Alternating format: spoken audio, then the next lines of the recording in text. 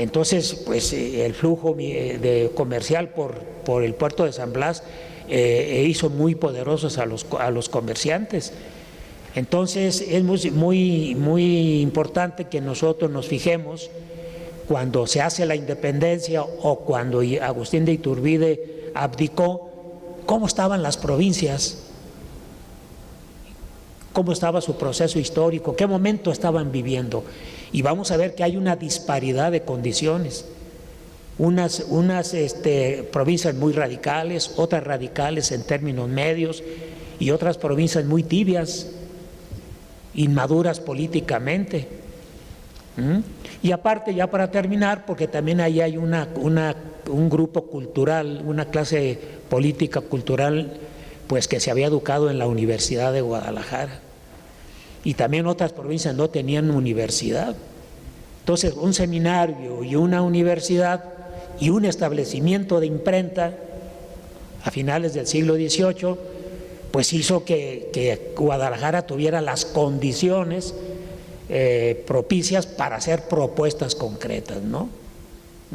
Por eso los mismos federalistas de Guadalajara consideraron que Guadalajara era la cuna de la Federación Mexicana, porque ahí se fue cocinando todo. Bien, ahora escuchamos la respuesta de Oaxaca. Pues buenas noches a todos. Gracias por acompañarnos a este panel y a Mariana por organizarlo en esta noche. Y una cosa que es muy importante es qué hizo que se involucraran más las élites a participar políticamente. O sea, Jaime hizo énfasis en el regionalismo que se desarrolló en 300 años de vida colonial, pero también hay una cosa que es muy importante, un hecho, que es la crisis imperial de 1808 que se da en España, ¿sí? Esa crisis imperial hace que élites que antes no habían participado políticamente se involucren directamente, porque venía el proceso de la guerra de independencia con la invasión napoleónica a España. Este elemento es muy importante porque esto permite que estas élites pues participen más políticamente, o sea, ya participaban económicamente, como dice Jaime, no solo las de Guadalajara, sino de las otras provincias, tenían su propia dinámica. Entonces, cuando llega la consumación de la guerra de independencia, inclusive élites políticas que se opusieron a la guerra de independencia, cuando llega Iturbide y su proyecto de separación, empiezan a tratar de ver cómo participar en esta nueva coyuntura. Llega Iturbide, se hace emperador y entra en pleito con algunas élites regionales, y estas élites se manifiestan en contra de que Agustín de Iturbide se haya hecho emperador, y el proyecto, dicen, ¿qué es lo que quedó de España? ¿Qué es lo que quedó de Iturbide? Pues un régimen monárquico. Entonces vamos a crear uno nuevo, uno diferente, y es cuando optan por la república.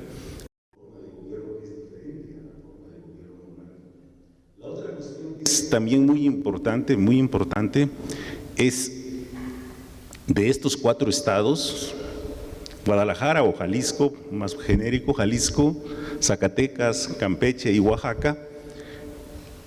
Lo interesante de estas 4 provincias es que ellas de provincias pasan a ser estados antes de que se emita la Constitución Política Mexicana. O sea, que la formación de la República viene por estas 4 entidades que se manifiestan antes de que se decrete la Constitución Política Mexicana en octubre de 1824. Ellos se declaran estados ya, o sea, estados donde piden el reconocimiento de sus autoridades políticas que ellos formaron antes de que se forme la República.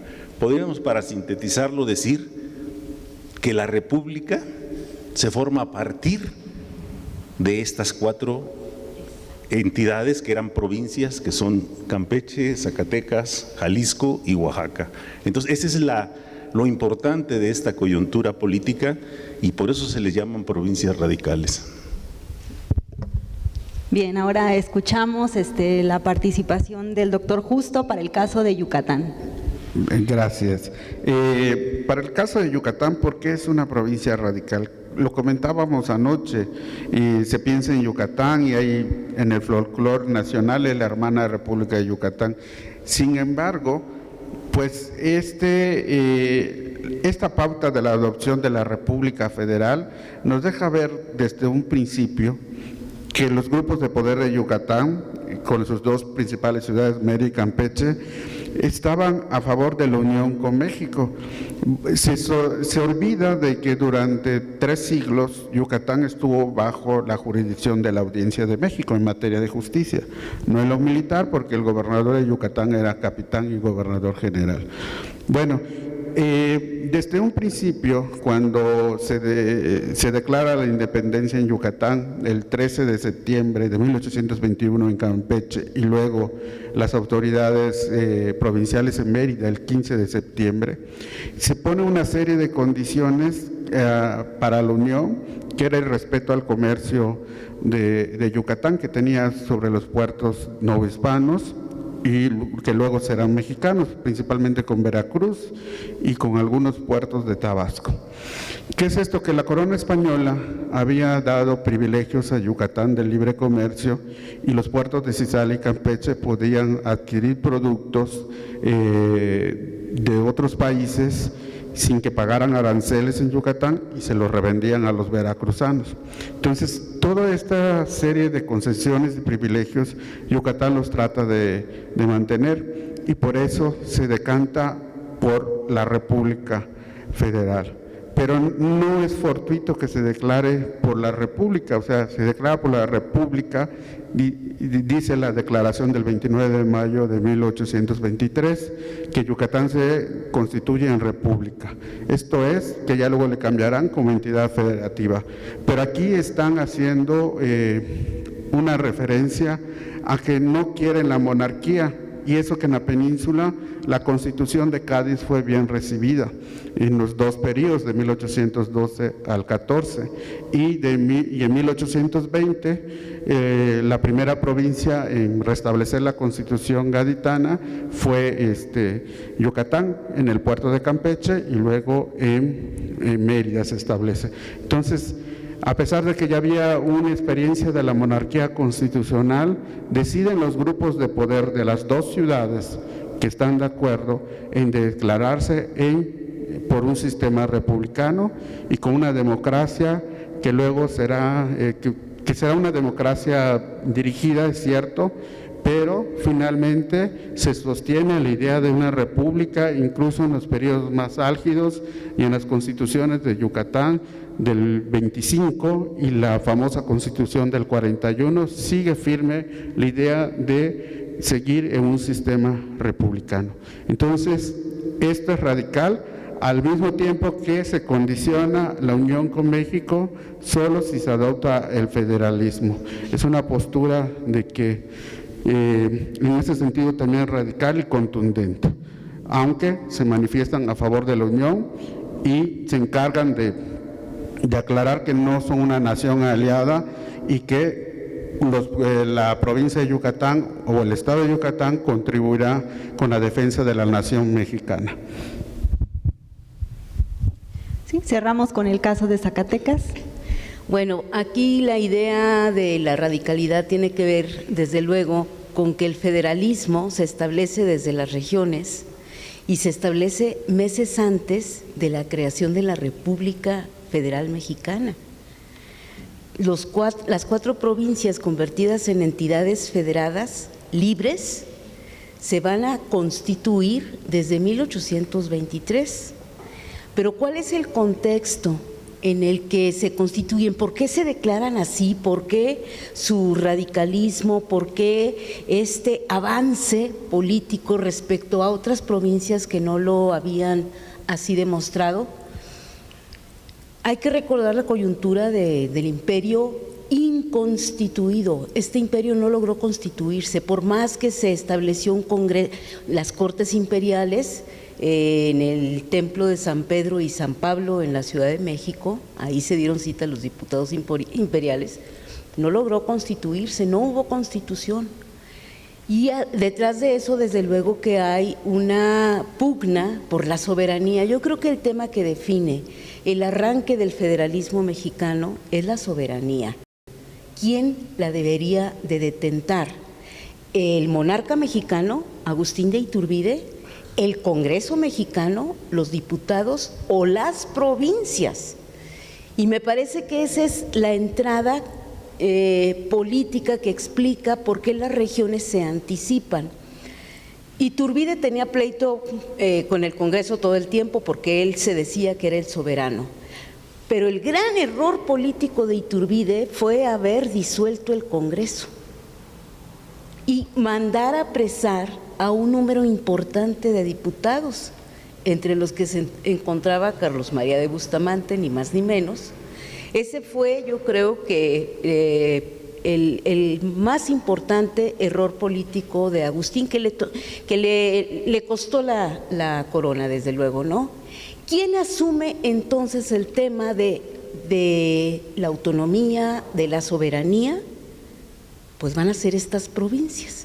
Entonces ustedes recordarán, ya rápido cierro la intervención, que Zacatecas se declara un día después de Guadalajara. La Diputación Provincial de Guadalajara se declara entidad libre y federada el 16 de junio de 1823. Al día siguiente, Zacatecas se declara como tal. Lo interesante de la Diputación Zacatecana es que, siendo diputación, ustedes recuerden que en octubre se instala el primer Congreso Constituyente de Zacatecas. Bueno, siendo diputación, va a tomar un papel que nadie le había autorizado, el papel legislativo. Va a ser el primer reglamento del gobierno provincial del estado de Zacatecas. Y ese reglamento es bien importante porque con él se establece la división de poderes, se establece la continuidad respecto a la Constitución de Cádiz. Se establece que la religión católica es la única tolerada por el estado de Zacatecas y se va a establecer la integración de su territorio. Esto no lo hace el primer Congreso Constituyente, lo hace la Diputación Provincial. Por eso decimos que estas provincias son totalmente revolucionarias, se anticiparon a la República, y las diputaciones, bueno, para el caso de Zacatecas, que no es el caso de Oaxaca, se define en una posición muy pragmática y elabora sus primeras legislaciones. Hasta ahí le digo.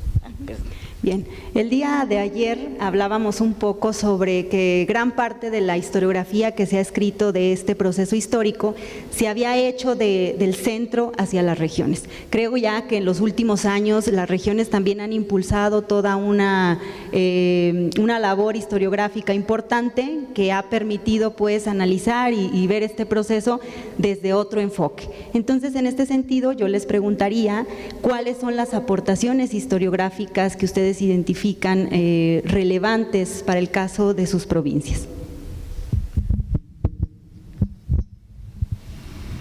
Bueno, el siglo XIX es una centuria que relativamente nueva para muchos historiadores porque no se estudiaba mucho el siglo XIX. Muchos historiadores le hacían el feo y nadie quería ocuparse, así que los estudios del siglo XIX no tienen mucho tiempo de estarse realizando a nivel nacional y a nivel local. En Guadalajara podemos ver muy bien ese retraso o esa marginación del siglo XIX porque los estudiantes de historia de Guadalajara sus tesis las hacen o del periodo colonial o la Revolución Mexicana. El siglo XIX, pues uno o dos, pero por allá cada y cuando, ¿no? Y ahora, dentro de los investigadores es lo mismo. La mayor parte de los investigadores de la Universidad de Guadalajara estudian la colonia o estudian los tiempos modernos o el siglo XX. Y el siglo XIX solamente yo me ocupo de él.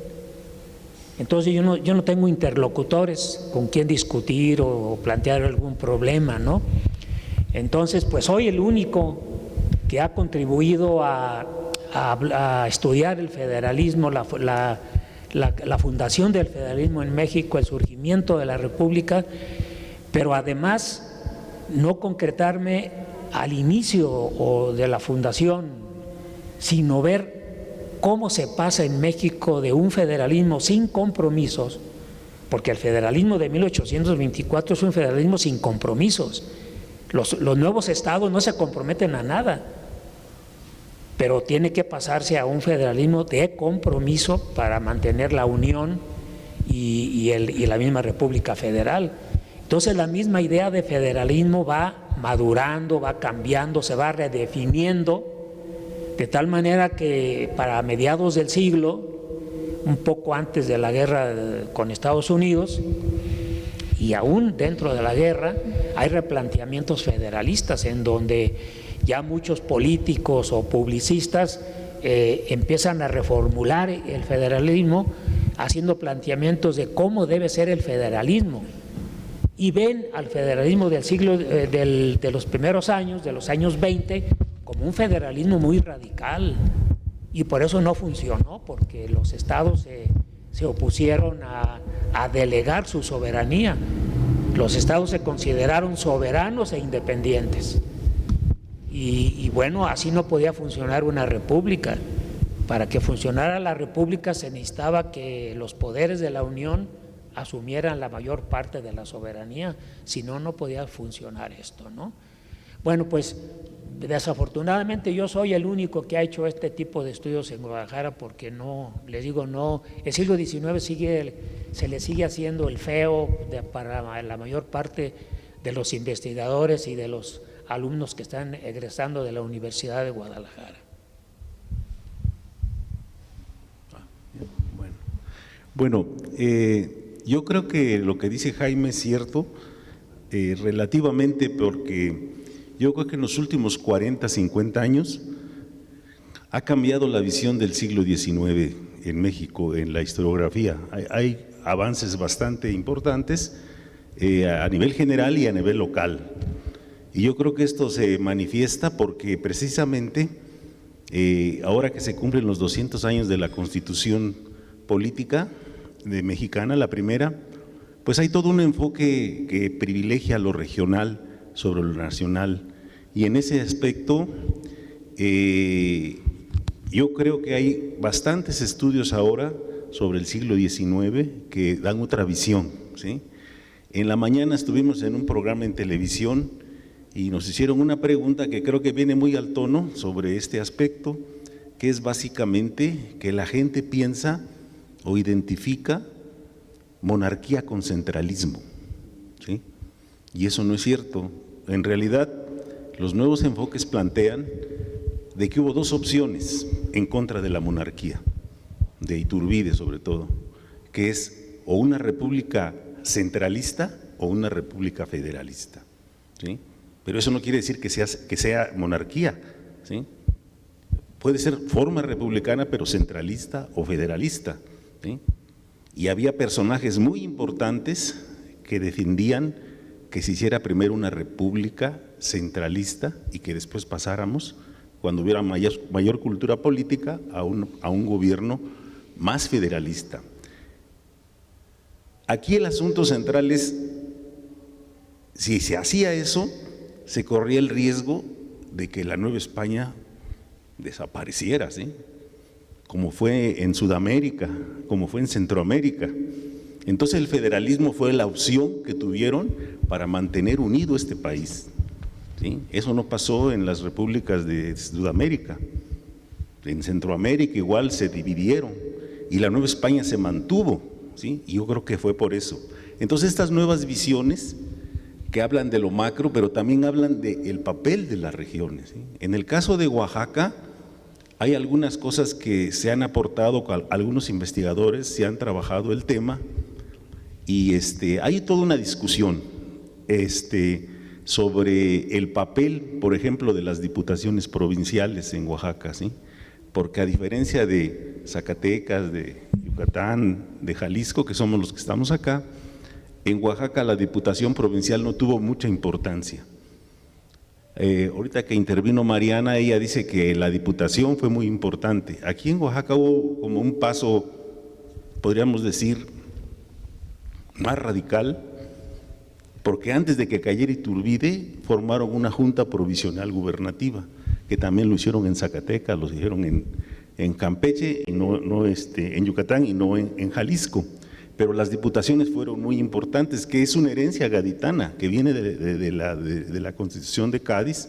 Eso, en Oaxaca no, en Oaxaca se hace antes un organismo que se llama Junta Provisional Gubernativa, a la cual le dan facultades legislativas, no solamente administrativas, ¿sí? Y son los que van a llevar a cabo el proyecto del federalismo, ¿sí? Entonces hay una continuidad entre diputaciones provinciales, Junta Provincial y congresos locales. Aquí lo más importante de este proyecto es en qué momento estas entidades fundan sus congresos locales, que le llamaron congresos provisionales o provinciales, ¿sí? Y en ese sentido, esa categoría de congresos ya están siendo estados. Al tener congresos propios ya son estados, ya no son provincias, ¿sí? Y ya no tienen una diputación provincial, sino que forman su congreso y una cosa muy importante, lo eligen, o sea, son electos. Entonces, eso le da esa característica a estas 4 provincias de formar desde las provincias los congresos nacionales, ¿verdad? El Congreso Nacional, ¿no? Bueno, a diferencia de mis compañeros que son de gran trayectoria, en cuanto a la historiografía yucateca, a mí me ha tocado navegar contracorriente. Hay una historiografía decimonónica muy rica sobre los procesos políticos en Yucatán, muy rica, y casi son profesionales en historia. O sea, tomaban muy en cuenta citar las fuentes, no podemos llamar rigor metodológico, pero sí había cierta veracidad en citar los documentos que los autores actuales hemos revisado, y efectivamente sí leyeron esos documentos. Esa tradición de historia política está por el federalismo, por proclamar a Yucatán como uno de los baluartes del federalismo. Y eso ha hecho que se soslaye precisamente lo que comenta Carlos, los episodios en donde Yucatán se decanta por la República Central. Esto no aparecía con detalle en los libros de Eligio Acona, Juan Francisco Molina Solís, y otros que consideraban precisamente el federalismo como liberal y por eso tendían a soslayar estos episodios. Pero las repúblicas centrales son liberales porque tienen separación de poderes, un constitucionalismo, un sistema democrático de votos y la protección de los derechos individuales, libertad, seguridad y propiedad. Entonces también tienen su dosis de liberalismo, al igual que las repúblicas federales. Y eso con mis trabajos lo empecé a discutir. La historiografía actual yucateca se decanta por ver la creación de la nación yucateca, el Yucatán separatista, desde el punto de vista político o desde el punto de vista cultural, sin tomar muy en cuenta el panorama nacional. Obvio que si no hay un Estado-nación fuerte, las identidades regionales, las provincias, los estados, los departamentos tienen que crear sus propias identidades locales. Sin embargo, esto en Yucatán se plantea como la creación de la nación yucateca y bueno, desde mis trabajos he discutido esto precisamente porque pues la mayoría de los enfrentamientos de Yucatán con el gobierno nacional se tratan por una defensa de privilegios, pero siempre dicen los yucatecos que siguen formando parte de la nación mexicana, aunque desconozcan al gobierno nacional. Y hay que hacer una diferencia entre lo que era el gobierno y lo que es la nación mexicana. Se consideraban siempre parte de la nación mexicana en la mayoría de los sucesos. Hay una época así más compleja cuando hay un proyecto de independencia de Yucatán, pero que no prospera en el mismo Congreso yucateco, en la Cámara Alta de Senadores. Sin embargo, anacrónicamente se ha trasladado eso hasta la parte de la adopción de la República Federal. Y por eso estos foros son importantes para decir que federalismo es entender el federalismo, que era una concepción confederalista y una concepción de soberanía compartida, como lo ha mencionado Mariana, nos dan luz sobre el proceso de integración de varias de las provincias a México, al Estado-Nación mexicano, y nos dicen precisamente que no estaban buscando ser estados independientes, sin embargo, querían proteger sus derechos locales, su autonomía local, e impedir que la Ciudad de México, como ya lo han dicho mis compañeros, fuera predominante y soslayara estos derechos locales. El padre del federalismo es el creador de la Diputación Provincial, que fue José Miguel Ramos Arizpe, que presenta esta propuesta ante las Cortes gaditanas en 1811, imagínense ustedes, muy tempranamente. La madre de los estudios del federalismo es Nettie Lee Benson, que hizo su libro de la Diputación y el Federalismo Mexicano, publicado por el Colegio de México en 1955. La otra madre historiográfica del federalismo mexicano es la profesora Josefina Zoraida Vázquez del Colegio de México, líder de un grupo de especialistas historiadores dedicados al análisis de sus respectivas regiones. Y me siento muy afortunada porque 3 de estos integrantes están hoy frente a ustedes. Jaime Olveda para el caso de Jalisco, Carlos Sánchez para el caso de Oaxaca y Justo Flores para el caso de Yucatán han sido parte integrante del equipo de especialistas dedicado al establecimiento del federalismo y también a la crisis de esta primera etapa republicana federal. Zacatecas tiene una diferencia notable respecto a Jalisco. Obviamente que cuando hacemos estudios del federalismo en Zacatecas hay que leer a Jaime Olveda, pero sí, por supuesto que hay que leerlo. Y es un privilegio que Jaime ha sido muy generoso con la donación de sus obras y donde nos damos cuenta de todo el trabajo de décadas que hay detrás de sus investigaciones, pero Zacatecas es otra cosa. Y creo que tiene que ver con la propia dinámica de la Universidad Autónoma, con la creación de la Facultad de Humanidades en 1987. Bueno, tiene 3 ramas, ¿no? El primero tiene 3 ramas, letras, filosofía e historia, y hasta 1996 se crea antropología con rostro de arqueología. Y creo que a partir de entonces se va germinando en el espíritu de la comunidad universitaria este tema del federalismo. En 2003 organizamos el coloquio Raíces del Federalismo Mexicano, con la participación de varias instituciones muy reconocidas, entre otras el Colegio de México, que nos impulsó pero fuerte, y luego hubo varios proyectos de ciencia de frontera con CONACYT, de los que fuimos apoyados, y entonces se fue creando un grupo de profesores y de estudiantes y de profesores invitados que fuimos avanzando en el tema. Y por otro lado, bueno, Zacatecas tiene 2 ventajas enormes. Una es su archivo histórico, que tiene una documentación impresionante, que puede dar cuenta, o sea, para dar y aventar la información y para poder entender y estudiar muchas líneas de investigación. Y la otra es que hemos hecho de nuestro lado el culto cívico al Tatapachito. Entonces, este culto cívico del que hay tanto orgullo e identidad y empatía con el gobernador zacatecano de 1829, pues ahora lo estamos estudiando también. Entonces ya me callo y espero que no se me vaya nadie. Está por ahí Jacobo Bernal, que ha estudiado el federalismo desde procesos electorales. Edgar Jaid, que ha estudiado el federalismo desde la imprenta, Fernando Villegas, que lo ha estudiado desde la relación Estado-Iglesia, José Luis Acevedo desde la Casa de Estudios de Jerez y la Instrucción Pública en Zacatecas, René Amaro desde la tradición de los artesanos y la Instrucción Pública en Zacatecas, Martín Escobedo desde José Miguel Gordoa y Barrios y todo el problema de la transición a la formación de la República Federal. José Luis Flores lo ha estudiado también como el antecedente, desde luego, de la República Central. Su tesis de doctorado va sobre el centralismo en Zacatecas, la cultura política.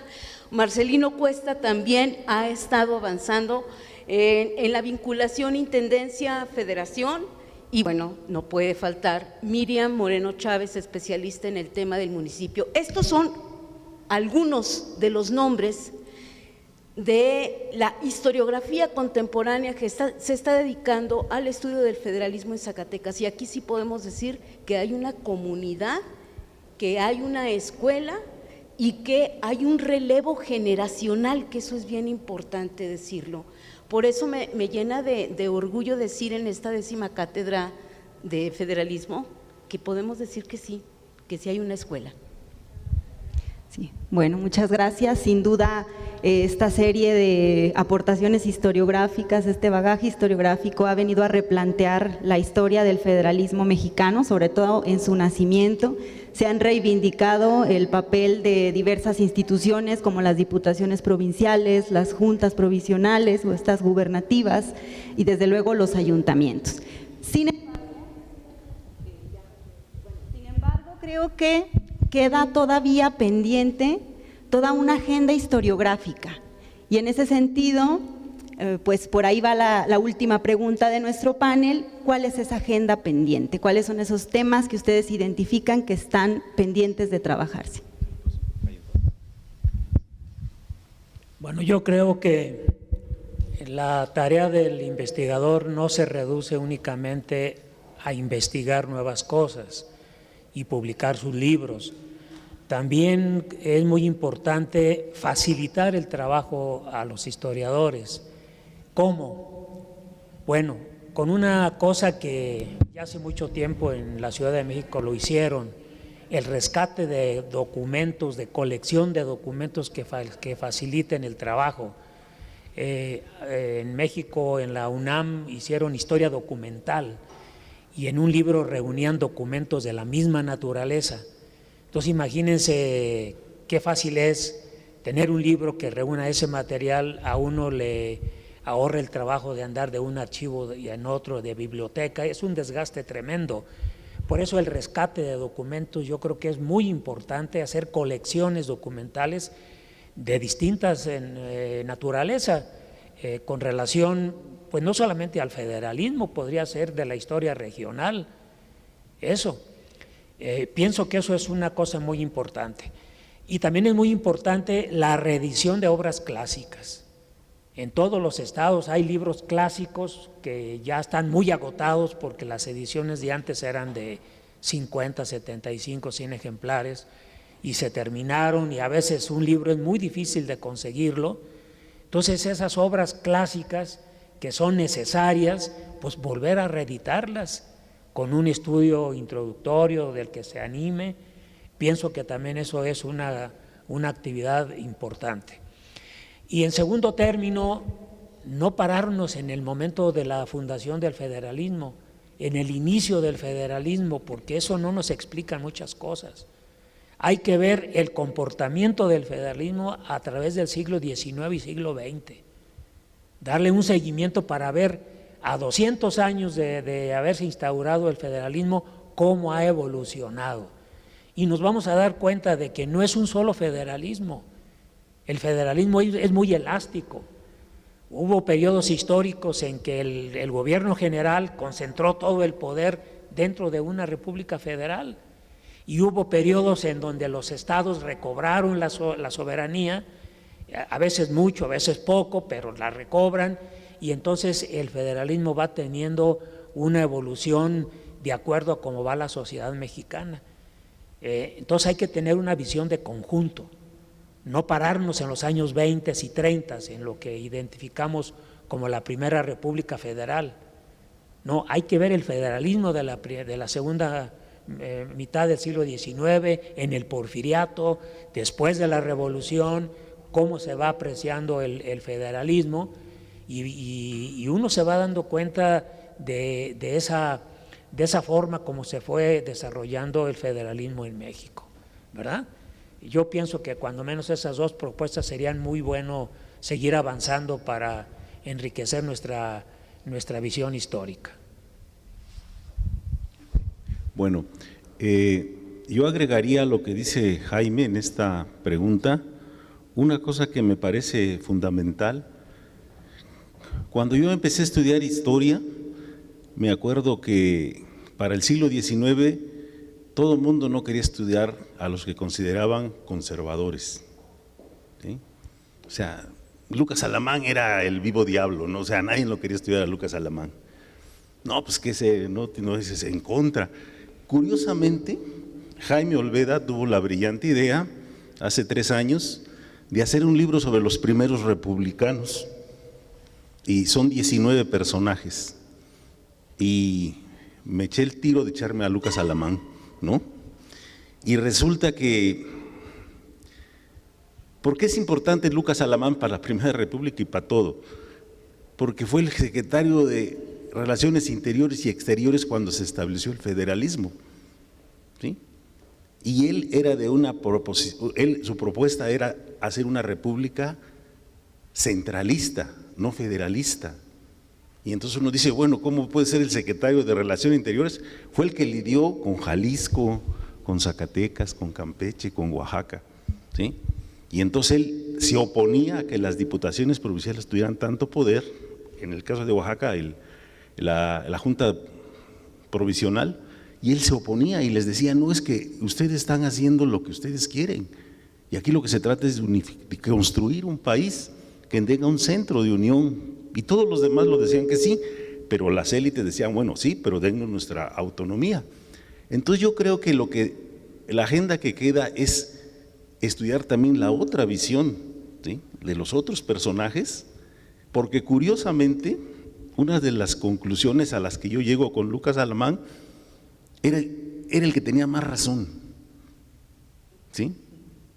Era el que tenía más razón, porque hace rato les dije que el federalismo fue lo que permitió que no se disolviera la antigua Nueva España, pero como diseñaron el constitucionalismo, fue un fracaso políticamente hablando. Salvó al país, pero fue un fracaso político. Por eso vino la República Centralista. Y la República Centralista tampoco solucionó los problemas de este país, ¿sí? Entonces, regresamos al federalismo. Pero ¿por qué digo que Lucas Alamán tenía mucha razón? Porque él decía una cosa que era muy importante. Sí que existan los estados, sí que tengan su soberanía, pero hay que centralizar el poder político y descentralizar administrativamente el país, ¿sí? Centralizar política y descentralizar administrativamente. Y curiosamente el último libro que publicó Eric Van John sobre Lucas Alamán dice, eso fue lo que hizo Porfirio Díaz y que empezó con Benito Juárez, ¿sí? O sea, Benito Juárez lo que hizo fue centralizar el poder en una república federalista. Entonces, cuando México pasó a centralizar el poder, fue cuando se pudo construir y tuvo más estabilidad este país. Por eso les digo que Lucas Alamán no estaba tan equivocado, ¿verdad? Y sin embargo nadie lo quiere estudiar. No, Lucas Alamán, un reaccionario, que Cortés es el padre de la patria, que no es Hidalgo, o sea, todo el mundo lo lateó, pero resulta que lo que él decía era la verdad. O sea, este país tiene que construirse así, tenemos que tener un poder central, y cuando mejor ha estado México es cuando han centralizado más el poder. Y esto no quiere decir que no haya unas pugnas tremendas con los estados, ¿sí? En la mañana en el programa de televisión discutíamos que ahorita es muy difícil derrocar a un gobernador, pero cuando el PRI controlaba, si se portaba mal, aunque fueran del PRI, los derrocaban, ¿sí? Y ahorita ya no, ¿sí? Entonces, ¿cómo está este juego, como dice Jaime, entre un poder central fuerte a veces y poderes regionales débiles? Pero esto no es permanente. En 200 años esto ha cambiado muchísimo. Uno piensa que la política no cambia, pero sí cambia.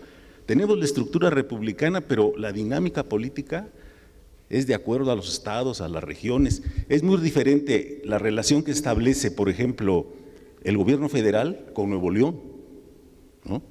Que dicen que los de Nuevo León, que ellos dan mucho a la federación, ¿verdad? Y reciben poco. Jalisco mismo, ¿no? Y otros estados que, como decía José Vasconcelos, mientras el norte trabaja y el centro administra, el sur duerme, ¿no? Y entonces los mantienen los otros estados. Entonces yo creo que esa es un poco la cuestión que está pasando, ¿no?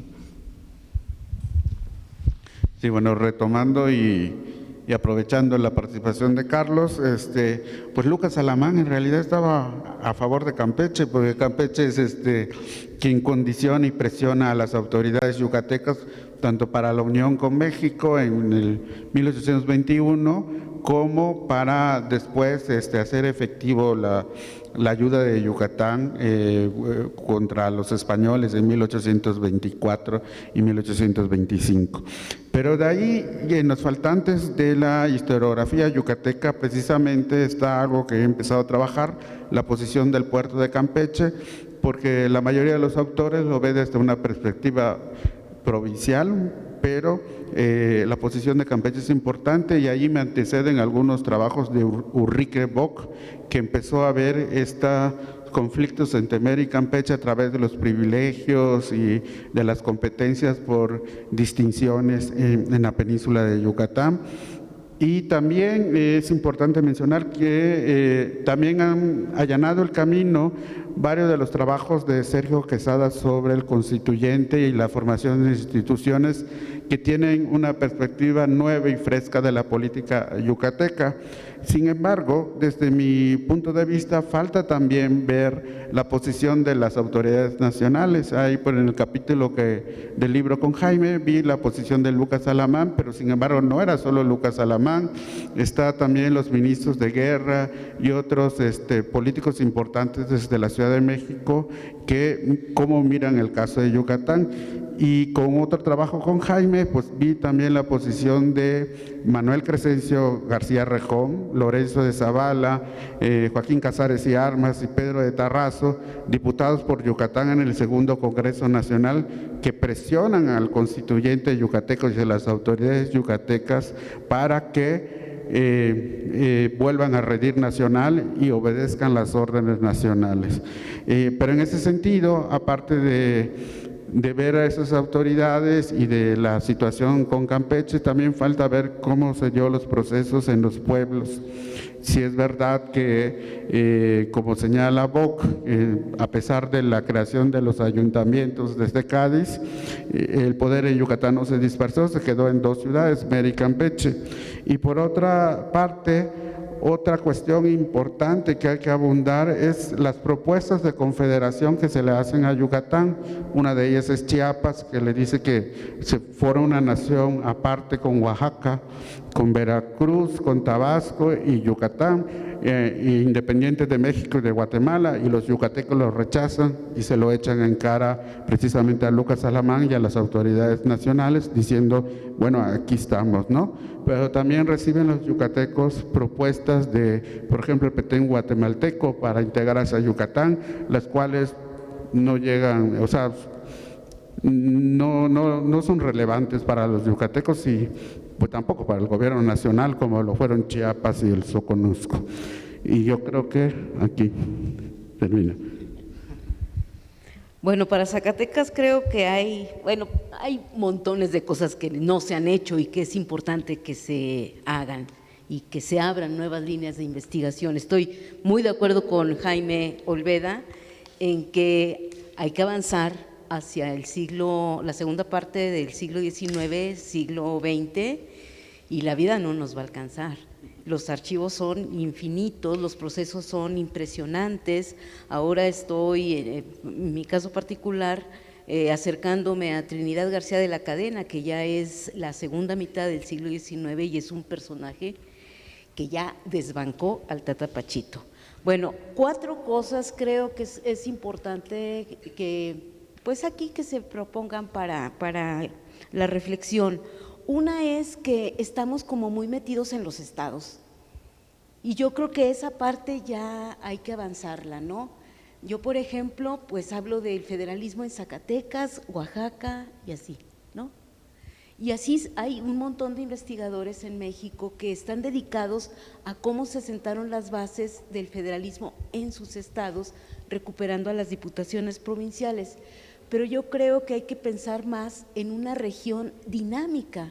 Zacatecas no puede explicarse sin Guadalajara, Aguascalientes no puede explicarse sin Zacatecas ni Guadalajara, Durango tuvo mucho que ver con Zacatecas y desde luego San Luis Potosí, y a lo mejor todos estos que ahora son estados de la federación formaron una región compleja, dinámica, contrastante, y habría que dar cuenta de estudios con este tipo de relaciones. Luego, el segundo, que es un poco el ejemplo concreto, es que Zacatecas formó parte de varios experimentos, y eso casi no se ha estudiado, de formar coaliciones regionales. La primer coalición que se forma, bueno, es desde 1823, siendo diputaciones provinciales, es la Junta de Celaya la que se propone formar una cosa más grande, ¿no? Pero en 1828, con las elecciones presidenciales, se arma una coalición tremenda para contrarrestar los resultados electorales de la presidencia de la República. Y aquí, ¿quiénes se juntan? Obviamente siempre están pegados Jalisco, Zacatecas, y de pronto también va a estar Guanajuato, San Luis Potosí y Yucatán. Para 1833-34 se va a organizar la coalición de los estados de Occidente, que seguramente Jaime la ha trabajado, y esa coalición de estados de Occidente era para contrarrestar el movimiento procentralista.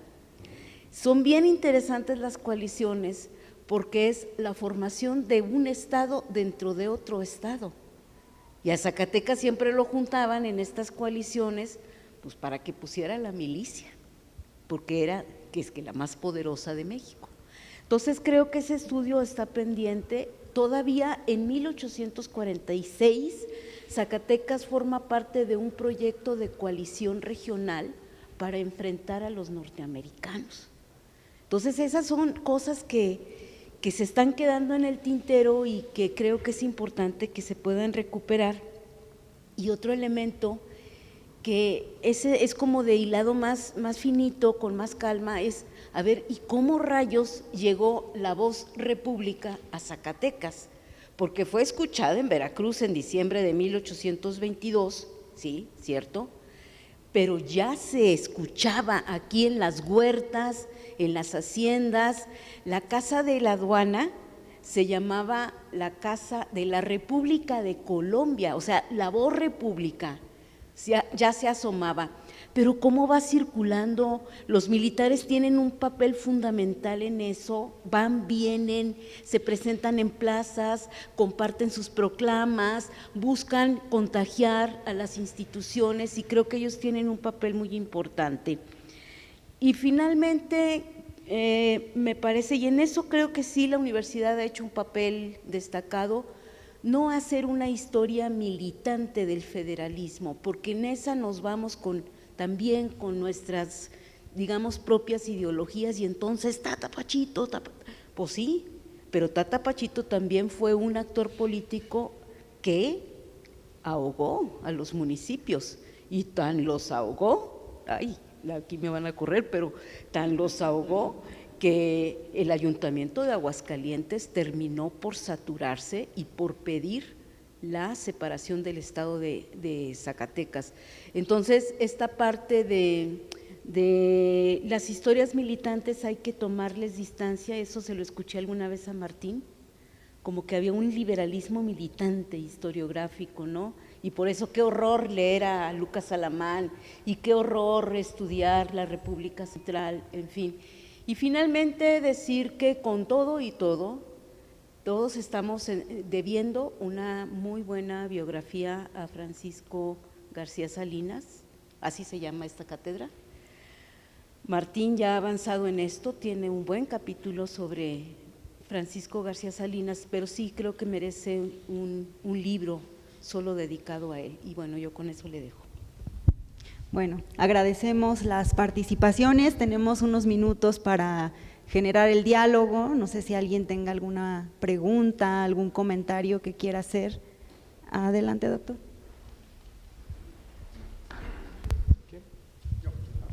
Sí, yo, doctora. No se lo cree.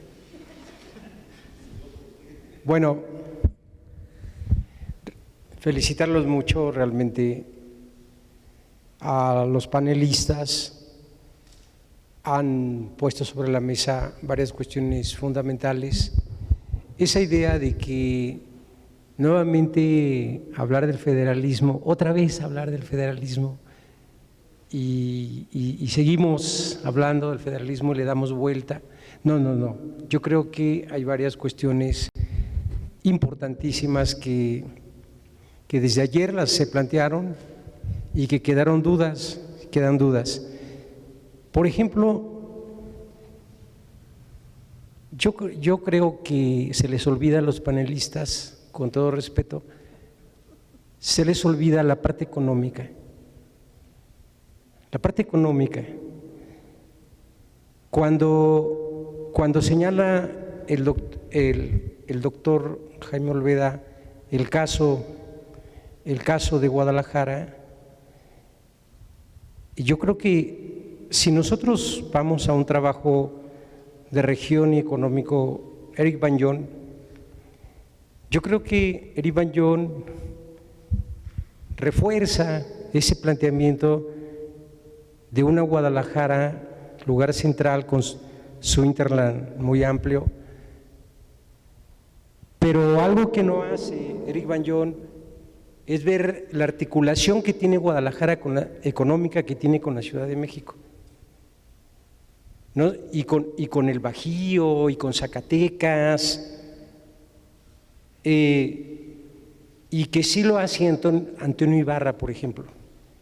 El estudio de Antonio Ibarra, no me acuerdo cómo se llama, ¿sí?, da cuenta, va más allá del planteamiento de Eric Banyón, de esta idea de región como órbita, como un conjunto de órbitas.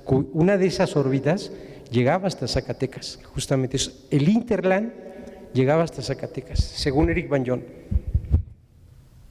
Pero ahí está el planteamiento donde sí es cierto lo que señala el doctor Jaime Olveda en términos de esta identidad regional de Guadalajara, la ha sostenido el jefe Enciso, aquí en Zacatecas la ha sostenido justamente, ¿sí? Ahora, y el otro punto tiene que ver con los impuestos, tiene que ver con el proyecto de impuestos directos que desde Cádiz se está planteando y que ya cuando se proclaman estados, ¿no?, Zacatecas en el 23, antes de que se promulgue la Constitución del 24, en Yucatán se plantean, Zavala plantea justamente los impuestos directos, se plantean en Oaxaca, son un fracaso, fracasan. Zacatecas no se lo plantea, y no se lo plantea porque Zacatecas desde finales de, más o menos finales del periodo colonial, en el proceso de la insurgencia, Zacatecas viene atravesando por un auge económico muy importante. Cuando Tata Pachito encabeza justamente la élite, cuando es gobernador en el 29-34, cuando es gobernador Tata Pachito, Zacatecas está atravesando por un auge económico y no se plantean los impuestos directos. Entonces, yo creo que la parte económica no la olvidemos. Justamente Jaime Rodríguez planteaba eso, lo recordamos desde 2003 que estuvo por acá el doctor, este planteamiento de cómo en Zacatecas se va forjando, se va configurando un proyecto, un proceso de federalismo que nada más culmina ya en estos años que ustedes han señalado muy bien. Y parte de ese proyecto es la cuestión económica. Entonces, no sé qué opinen sobre eso, no necesariamente tenemos que estar de acuerdo, pero siento que la parte económica no la pasemos por alto. Gracias.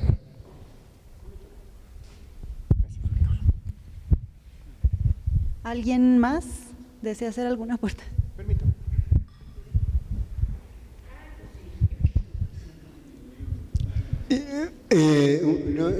No he escuchado en décadas que sigo aquí a la doctora Mariana sobre los estudios de la milicia expresamente y ya lo dijo el doctor Amaro, de la parte económica que va a acompañarse. Allá hace años veía la preponderancia de Michoacán. Digo, ¿por qué se va a desarrollar la Nueva Galicia y no Michoacán? Se desarrolla la escolástica en Michoacán, pero no se tarda más en Guadalajara, y posteriormente está casi 200 o 300 años en Zacatecas. Pero la milicia, que es el papel crucial de estrategia táctica en los territorios, no se ha visto, y la preponderancia, las migraciones que se dieron de indígenas hacia el sur y del sur hacia el norte, en la que hay una repoblación, eso he leído algo muy poco. Ahora también lo que es el militar, el sacerdote y el comerciante, pues son los tres ejes de invasión.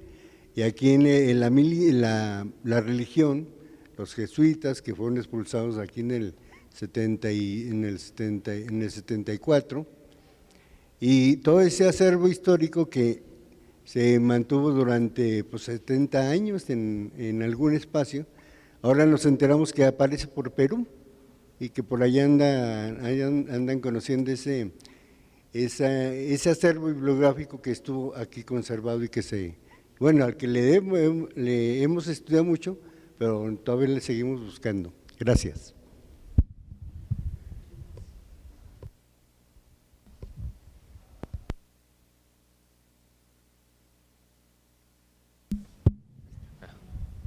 Bueno, primero felicitar al panel. Voy a ser muy práctico, que hablaron de la participación de ciertos actores más allá de la clase política o de la élite política, es revisar cuáles otros actores, ya hablaron de la milicia, de los militares, en estos procesos de los vaivenes, de correr la voz y cómo se está analizando las diferentes perspectivas políticas y económicas en las diferentes regiones, pero yo quisiera preguntar si también en sus diferentes estudios han revisado el papel de los párrocos, justamente en estos procesos desde el templo, o sea, desde el púlpito, y también la reconfiguración, no solamente de la hacienda pública a través de los diezmos, sino también a través de la participación política activa de los párrocos en la configuración de los estados y sobre todo los vaivenes con los diferentes obispados, ¿no? Que pues cada quien, o sea, Campeche con la pugna con Mérida, aquí con Guadalajara, bueno, muchos contra Guadalajara, la verdad, sea el más grande. Y justamente es cómo van analizando pues estos actores que considero fundamentales para la construcción de los estados, las entidades federativas, y en el proceso también de la construcción del Estado-Nación.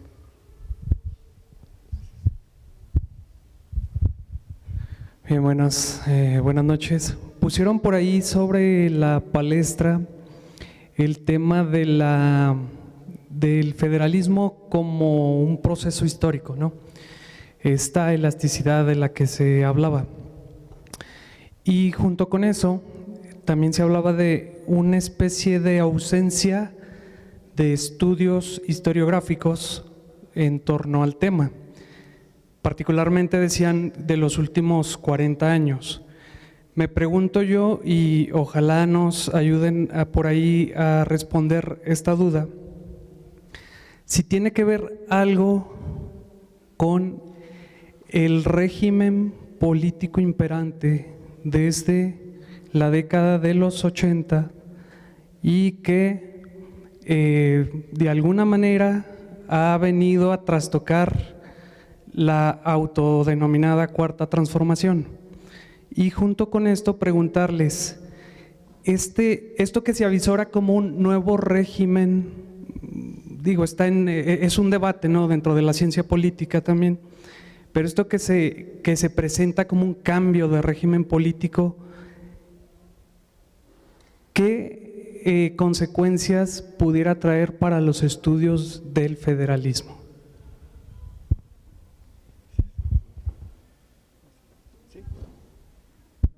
¿Sí? ¿Se puede otra? Okay.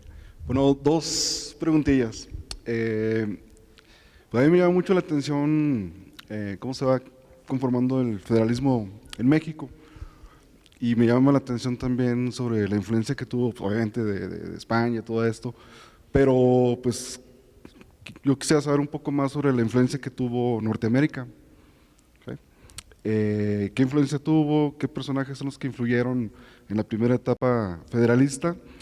Y también preguntarles, para ustedes, la provincia de Texas, ¿la consideran una provincia federalista, disidente o separatista? ¿No? Todos sabemos que Texas recorrió un periodo, ¿no?, desde la misma conformación de la nación mexicana, donde había intereses, ¿no?, claros, no de ellos, de los habitantes, sino del gobierno norteamericano, por adherirse territorios, ¿no?, norteños. En la etapa que más sobresale Texas, pues la etapa clásica, ¿no?, de la decadencia del primer federalismo, ¿no?, la intervención de Antonio López de Santana y todo esto que está muy romantizado también. Pero pues ¿cómo podrían comparar la provincia de Texas con el caso de Campeche, Yucatán, estas provincias disidentes, ¿no? ¿Y qué influencia tuvo Norteamérica en la construcción del federalismo, si es que la tuvo o no la tuvo, ¿no? Que se dice, ¿no?, que la misma Constitución mexicana tal vez haya sido hasta una copia, ¿no?, de la primera Constitución norteamericana también. Entonces, ese tema, ¿no?, es el que a mí me interesa mucho y quisiera saber un poquito más, ¿no?, que también es otra vertiente que se ha dejado un poquito olvidada, ¿no? Bueno, no es solo eso.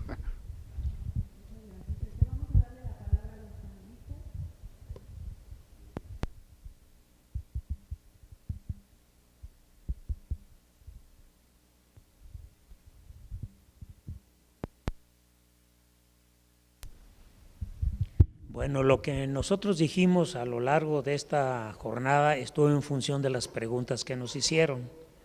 Por eso no hablamos de la iglesia, no hablábamos de la economía, porque no se planteó esas preguntas. Pero claro que en nuestros trabajos que hemos hecho, no hacemos a un lado a la iglesia, no hacemos a un lado la economía regional o nacional, no hacemos a un lado el ejército. Tratamos de englobar a todos esos para explicarnos el nacimiento del federalismo y el funcionamiento del federalismo. Se ha hablado mucho de centralismo también. Yo creo que hay que aclarar de que federalismo y centralismo no son dos polos opuestos, son complementarios. Para que el federalismo funcione debe haber centralización, cierta centralización, no podemos decir qué porcentaje o cuánto, ¿no?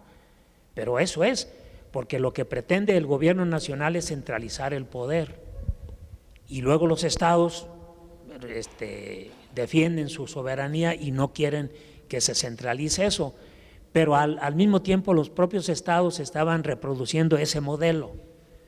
Guadalajara va a ser acusada de centralista.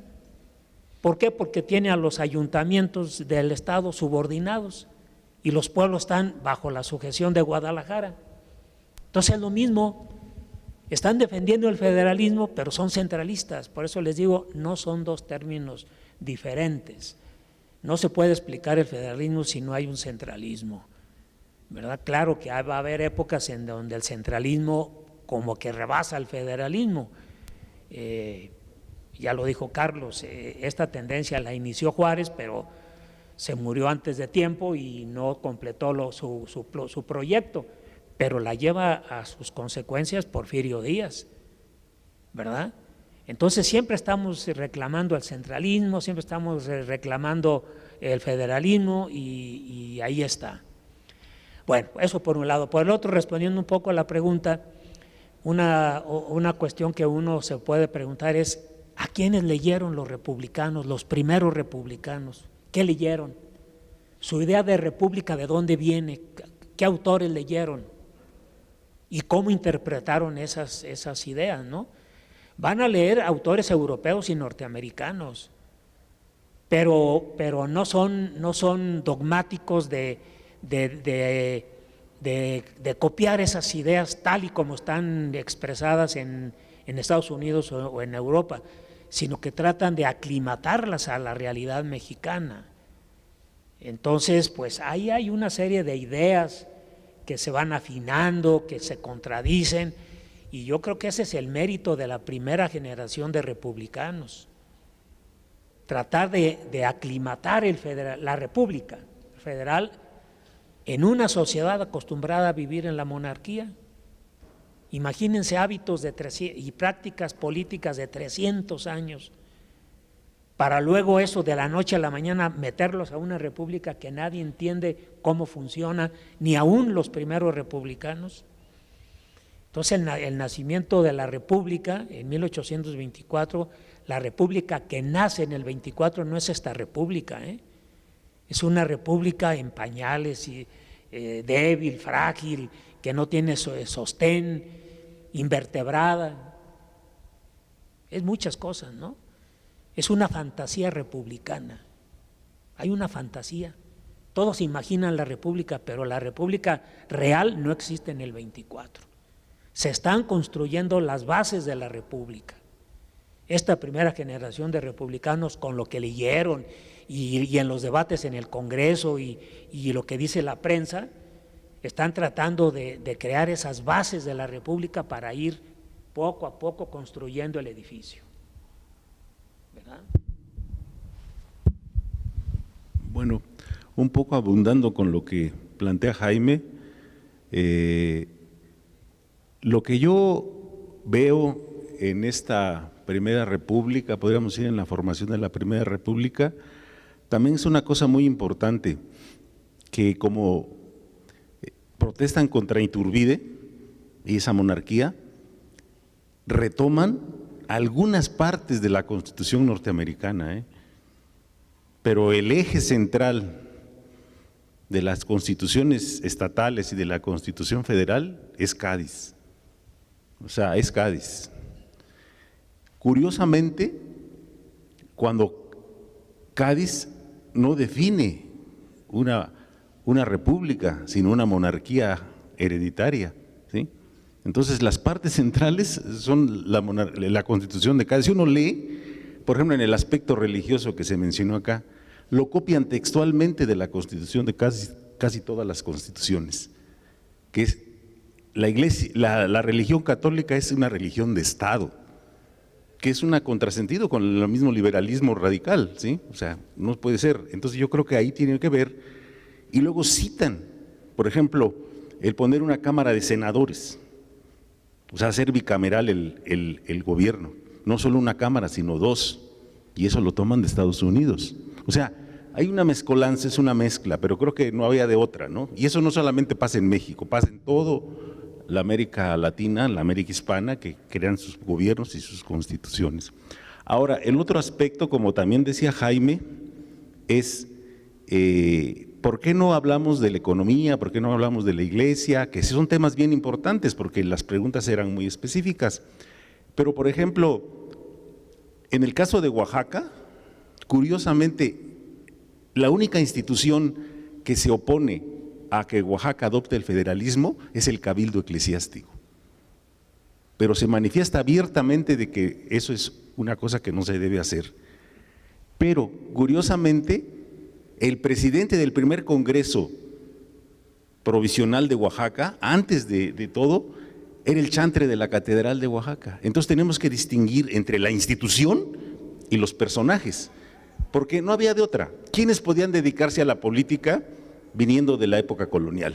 Los curas, obvio, estuvieron casi todos en la Diputación Provincial, en los congresos, y los que tenían alguna formación de leyes, de abogados, que se habían formado en otro lado, y muchos personajes que tenían alguna cultura política, pero no había de otra. Entonces los curas tuvieron una participación fundamental en estos primeros momentos. Pero hay que distinguir entre la iglesia como institución y los actores políticos, como pasa actualmente, ¿sí? O sea, hay de la alta jerarquía y de los que decían sus sermones, por ejemplo, ¿sí? A veces los que estaban en contra de la guerra de independencia eran los que más ilustraban a los que iban a la iglesia, porque ellos ni sabían leer para empezar. Estamos hablando de una sociedad donde el 90% no sabía leer ni escribir. Entonces una parte fundamental era la transmisión oral de estas ideas políticas, ¿no? Yo creo que esa es una cosa bien importante. Y finalmente, ya para terminar, yo creo que lo que tenemos que hacer ahora, que decían qué retos historiográficos, es terminar con esa historia como de buenos y malos, o sea, dicotómica, ¿sí?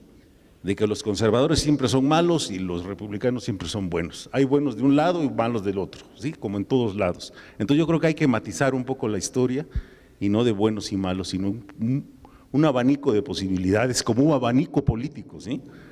O sea, los primeros republicanos no todos eran federalistas, y como les digo, los más brillantes eran centralistas, pero no les hicieron caso y por eso este país acabó como acabó, ¿verdad? En la primera mitad del 19. Bueno, respecto al tema de economía y fiscalidad, creo que es uno de los temas faltantes en historiografía yucateca. No es que no lo haya, pero debe haber hacerse un estudio más profundo para ligar la economía yucateca con la nacional.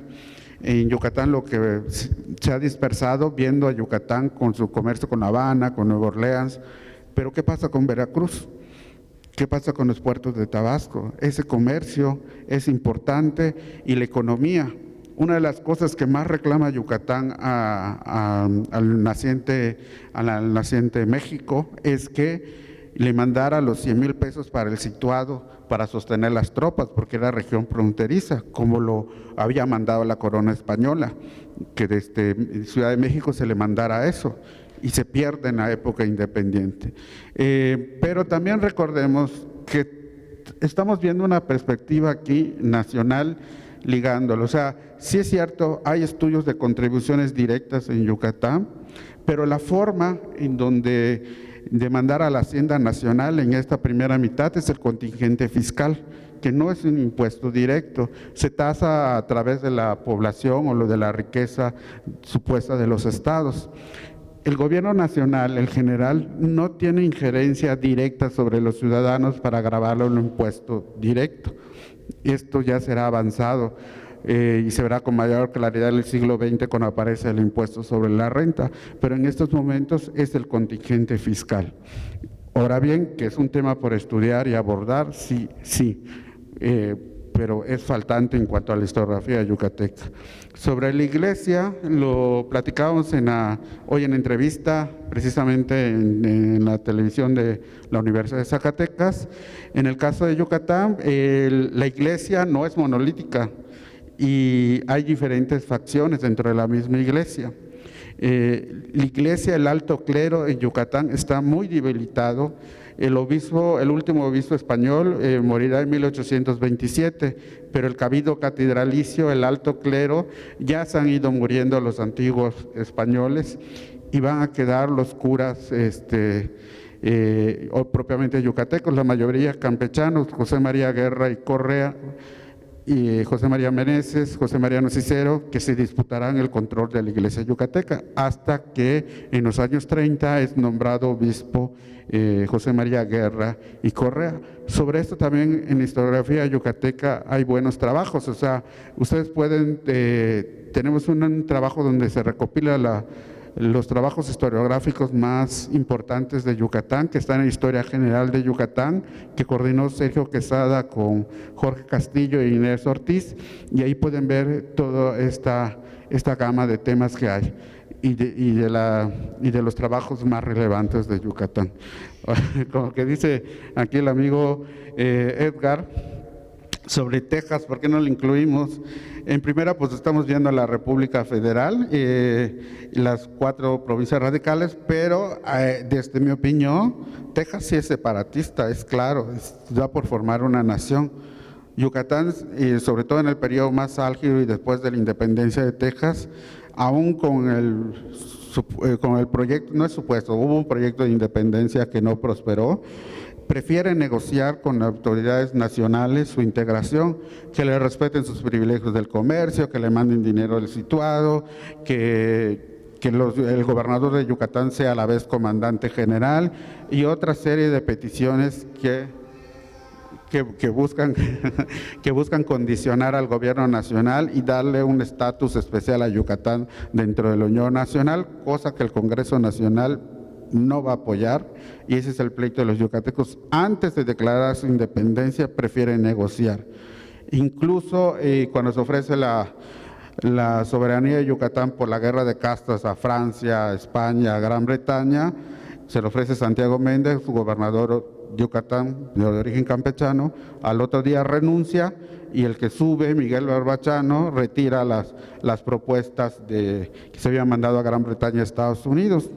Solo queda para España y se manda una propuesta al gobierno nacional. Finalmente, el único que le hace caso, dada la presión internacional, es José Joaquín Herrera, que utiliza parte de los recursos de la guerra con Estados Unidos, de la indemnización del Tratado de Guadalupe Hidalgo, para mandar ayuda a Yucatán y combatir a los mayas rebeldes. Pero es bien diferente, incluso en los mismos procesos de negociación de las autoridades yucatecas con las nacionales lo dicen, somos diferentes a los tejanos, o sea, ellos tienen ya meros méritos y ya se declararon en nación. Nosotros estamos negociando con ustedes, pero me tienes que cumplir. Pero al final ya se reintegra Yucatán en 1848, dada también la ayuda de José Joaquín Herrera. Pues bueno, para cerrar esta intervención, creo que lo que hace falta para el caso de quienes venimos trabajando el tema de Zacatecas son balances historiográficos, que nos digan hasta dónde han llegado los estudios de historia económica, que sí los hay. Tan solo por citar las obras que analizan, no el único caso de Zacatecas, pero sí está Luis Jáuregui Frías, está José Antonio Serrano, de manera más particular, pues Selva Martínez, Adolfo, tú mismo, René.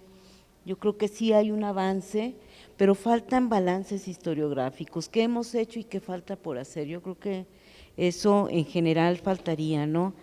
Y en ese sentido lo que comenta el maestro Lino sobre la milicia, bueno, también hay estudios sobre la milicia. Alexander Sosa, José Antonio Serrano, Manuel Chus han trabajado la milicia zacatecana. Refugio Magallanes no llegó a la República Federal, pero sí su investigación doctoral es importante. Falta un estudio que ya se hizo para Guanajuato, pero no para Zacatecas, sobre los comisarios federales y el tema de la fiscalidad.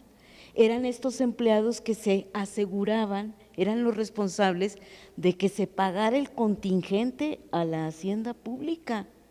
Entonces, ¿cuál fue el papel de los comisarios generales en entidades como la Zacatecana? Yo no lo sé, o sea, y ahí está la información. Y ya dos cosas nada más.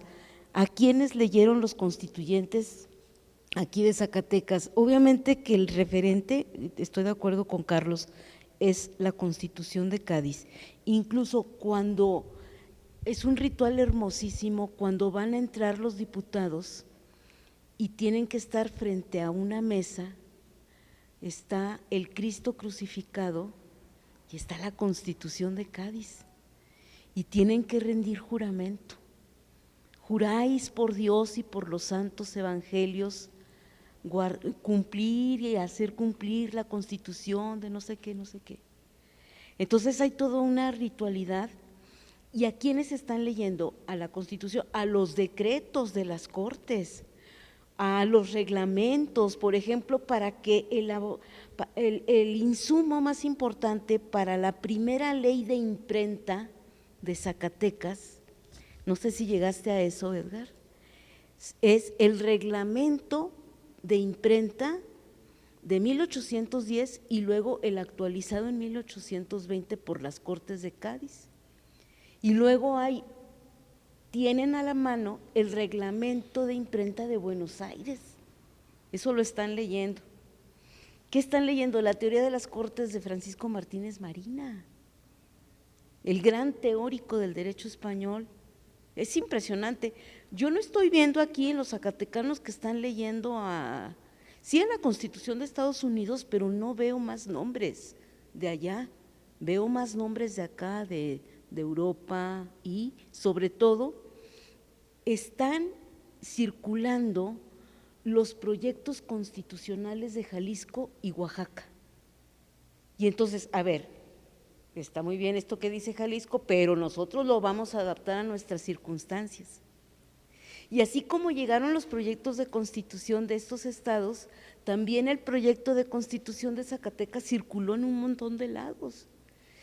Y sobre todo, ¿a quién le daban un lugar muy importante para que mandara observaciones al proyecto de constitución? A los ayuntamientos, como lo ha estudiado muy bien Miriam, y a los curas párrocos. Entonces, los curas párrocos y claro, y los obispos. Le llegó el proyecto de constitución de Zacatecas al obispo de Durango y al obispo de Guadalajara. Si enviaron o no enviaron información, eso no lo sabemos, pero sí sabemos que llegó información de varios curas de Aguascalientes, por ejemplo. Entonces es interesante también no solo ver cómo se hace una constitución, la primera de los estados, sino cómo circulan las ideas en lo chiquito y en lo atlántico, ¿no? Bueno, yo con eso le dejo. Bien, con esto damos por concluida esta 10ª edición de la cátedra.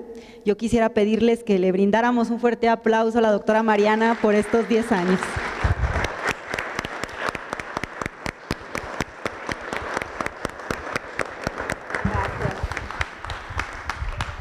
Bien, muchas gracias por su asistencia.